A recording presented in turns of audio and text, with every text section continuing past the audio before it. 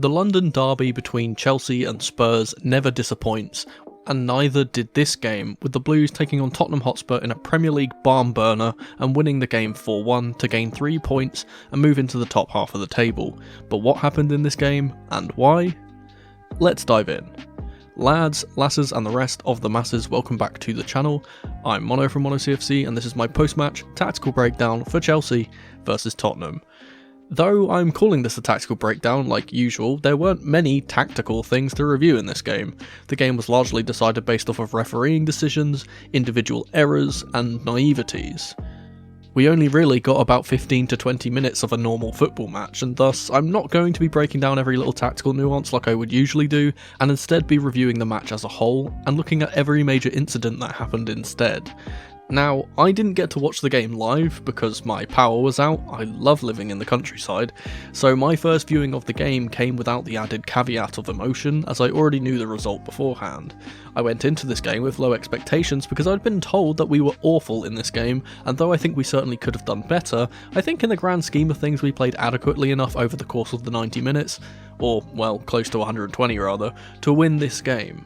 The same cannot be said for Spurs though, who once again lost their heads in a London derby against us without much reason to, and ultimately cost themselves the game.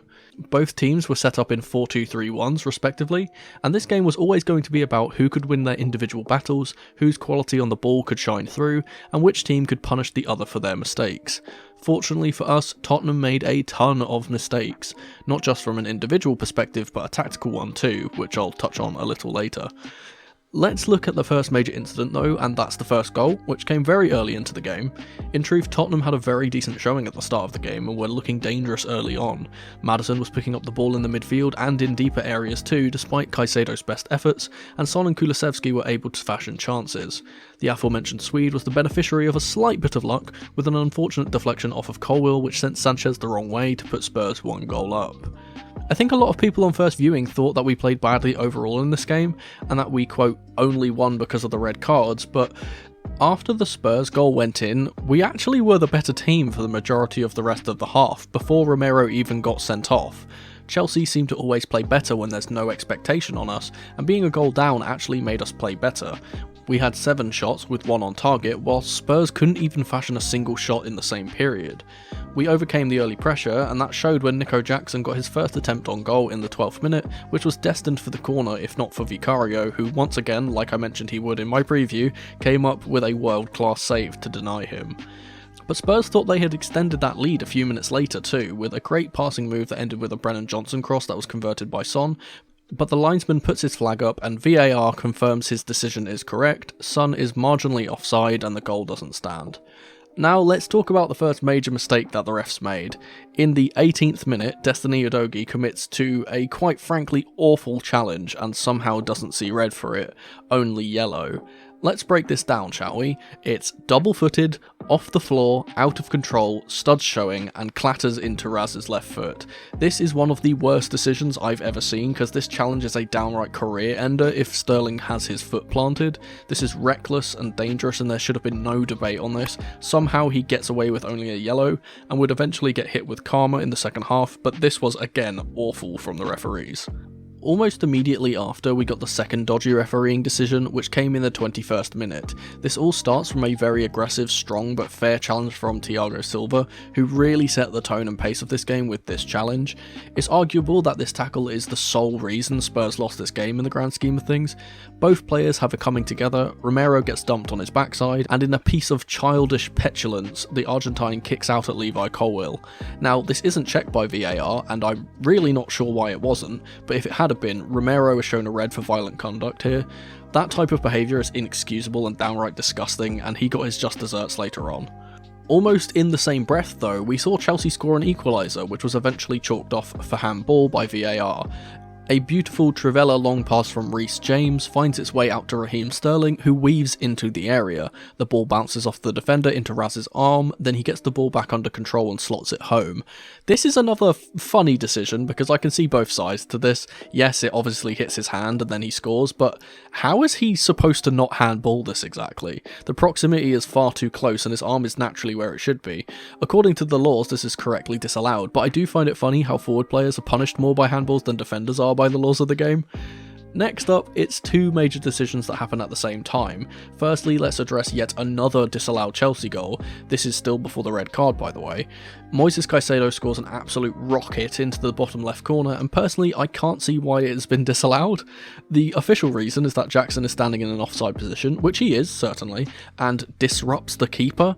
But personally, if the goalkeeper can see the ball well enough to dive this far over, then he hasn't been disrupted. He just can't make the save because Caicedo's shot is perfectly in the corner. You can even see by Vicario's reaction that he's disappointed in himself and isn't appealing for offside. This is a silly decision, but would be made up for by the second decision, a penalty and a red card for a challenge on Enzo Fernandez in the box by yet again Romero. This time the Argentine doesn't get away with it, and his late high challenge on Enzo's shin is punished with a sending off. Personally, I think this is less of a red card than the first incident involving him. He has won the ball, but his follow through is nasty and seriously hurt his international teammate. Everything works out in the end though, because he should have been off the pitch anyway, so Spurs fans can't complain if I'm being honest. The subsequent penalty is taken by once again the in-form Cole Palmer, who lashes the ball hard and low into the right side, and the power is too much for Vicario to stop, who pushes it onto the post and in for a Chelsea equaliser. Tottenham, despite being a man down, actually created a few chances after this, trying to regain some momentum that was taken by Chelsea. But their momentum is swiftly halted because of two major injuries that happened late on in the first half. The first comes in the 41st minute, as James Maddison awkwardly rolls his ankle and falls over with no one around him. A seriously painful looking injury, and he'll be a massive loss to the Spurs team, as I highlighted his importance in my match preview. But the worst possible thing would be yet to come, as another injury would be the final nail in the coffin for Spurs in this game, in my opinion. A long ball is sent down the centre to Jackson, and in a foot race with the Senegalese, the pacey Dutchman Mickey van der Ven, who is so important to their playstyle, pulls up lame after rather obviously tearing / pulling his hamstring. The reason I highlight this specifically is because the tactics that Ange Postecoglou would employ in this game relied so heavily on having the pace of Van der Ven for stopping balls in behind, and as soon as he came off they were seriously vulnerable from any ball that went in behind the back line. Obviously it goes without saying, but I wish a speedy recovery to the both of them. It's never nice seeing a player get seriously injured regardless of what team they play for. And just like that, both of the strong points of Spurs that I highlighted in my preview were gone. Because of all the VAR interventions, there was 12 added minutes to this half, which would see Chelsea searching for a second goal and Spurs trying their best to score on the counter. From this point on, it was just a matter of time before we won the game, and eventually we would, but we were a little below par for the most part in the second half. Real quick, if you're enjoying the content and want to see more, please consider subscribing to the channel. Cheers. So let's talk about the second half, shall we? The first thing I want to talk about here is Destiny Udogie getting sent off. Another correct decision for a player that once again should have probably seen red way earlier in the game. He gets a second yellow after hacking down Raheem Sterling with a mistimed tackle. He has zero complaints as he joins Romero for an early bath, and now 9v11, Chelsea were almost guaranteed to win this. I do want to highlight that I think this is one of the places where Poch got it right and Ange got it wrong. Poch substituted our players that were on yellow cards knowing the game was getting rowdy and not wanting to risk making it 10v10. His opposite number was more naive and left Udogie out there despite the risk it presented. Now I want to touch on Ange Postecoglou's game plan in general too. Down to 9 men, Spurs refused to adapt their playstyle and continued to push up high, press high and hold a high line, even as much as standing in front of the halfway line at times, playing for the offside trap. Now I've seen a lot of the media and pundits applauding the Spurs manager for this. I've heard people call it brave, courageous and even admirable, which if you ask me is complete and utter delusional, cope-filled, nonsensical, well, I can't swear on this channel, but you can tell what I mean from this visual representation. This isn't any of those things. It's again, naive, arrogant, foolish. Against the Chelsea side that struggles against low blocks, the best thing for Ange to do here would be to sit back and challenge us to break them down, because we've been unable to do that against low blocks all season. Instead, the Aussie is stubborn and continues to play this high line despite the very obvious danger it presents Spurs. Let's not forget, Spurs are drawing at this point. They can gain a point and stay level with Man City if they see the game out, but they forfeit that point, and for what exactly? Pride? This heart over head decision is why Spurs are not title contenders, because a better team than Chelsea would have scored double digits here, and they wouldn't have been encouraged by this loss. Let's not forget that goal difference can be the deciding factor between winning and losing a title too, and they conceded 4 here for no good reason. In an interview before the game, Postecoglou was asked if he ever thought about using a plan B, to which he replied something to the effect of, "Does a vegetarian have a plan B when they go to a burger restaurant?" Now I'm sure Spurs fans and the media alike will love this whimsical, eloquent metaphor, but it's a bloody stupid analogy. If a vegetarian went to a burger joint and they didn't serve any vegetarian options, they wouldn't stay at that restaurant, would they? They'd change their plans and go find somewhere that did, like Spurs should have in this game. Instead, they stayed at that restaurant and starved to death. All the while, Chelsea feasted on Spurs' carcass. How's that for a metaphor? The rest of the game followed a very simple pattern, Chelsea trying and often failing to time balls in behind for runners, while Spurs hopelessly played the offside trap and didn't do much else.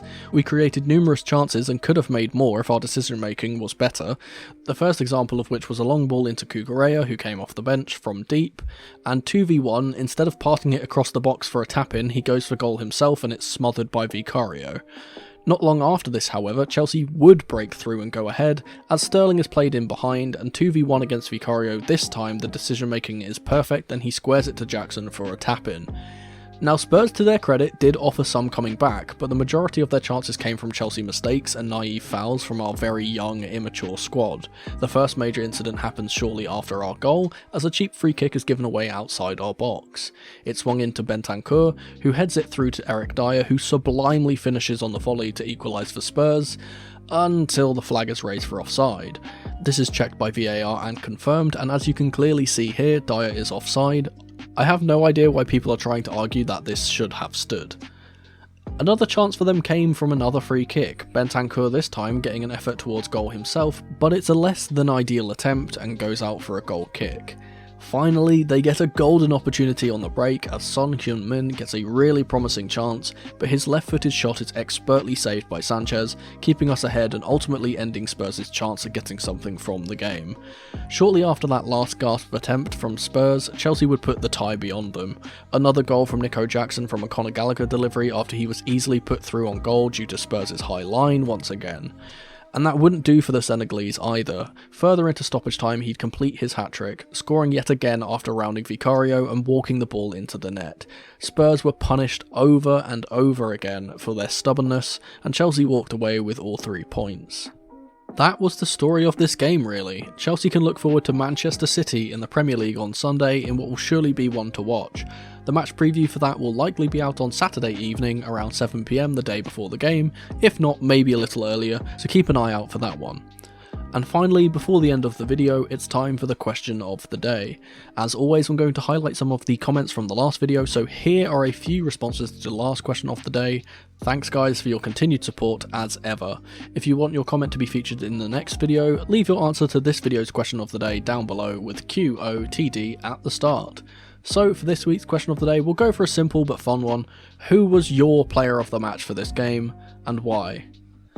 But that was just my tactical breakdown for this match. Thank you ever so much for watching.